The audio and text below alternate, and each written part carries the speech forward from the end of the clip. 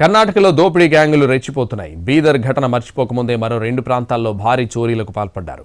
2 రోజుల్లోనే జరిగిన 3 చోరీలు కర్ణాటక పోలీసులకు కంటి మీద కునుకు లేకుండా చేస్తున్నాయి.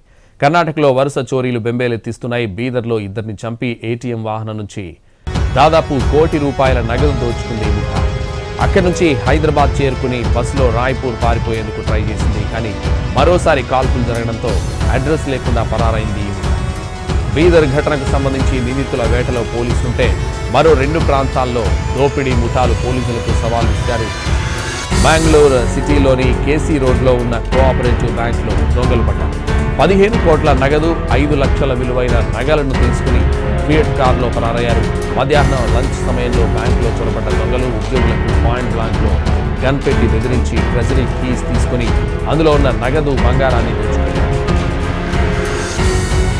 బీదర్ మ్యాంగ్లూర్ కేసులో ఎంక్వైరీ చేస్తుండగానే విజయపుర జిల్లా హెడ్ క్వార్టర్లో చోరీ జరిగింది. రాజ్ కుమార్ లేఅవుట్ ఓ ఇంట్లోకి వెళ్లి లోపల ఉన్న వారిని బెదిరించారు. డబ్బు, నగలు దోచుకుని పారిపోయేందుకు దొంగలు యత్నించారు. పారిపోతున్న దొంగలను పోలీసులు వెంటాడారు. దొంగలపై పోలీసులు కాల్పులు జరపడంతో 3కి గాయాలయ్యాయి. గాయపడ్డ దొంగలను విజయపుర ఆసుపత్రికి తరలించారు. వీరంతా బీహార్ బ్యాచ్గా పోలీసులు గుర్తించారు. 2 రోజుల వ్యవధిలోనే 3 చోరీలు కర్ణాటకలో కలకలం. నిందితులను వెంటనే అరెస్ట్ చేసి చోరీ అయిన సొత్తు రికవరీ చేయాలని స్థానికులు విజ్ఞప్తి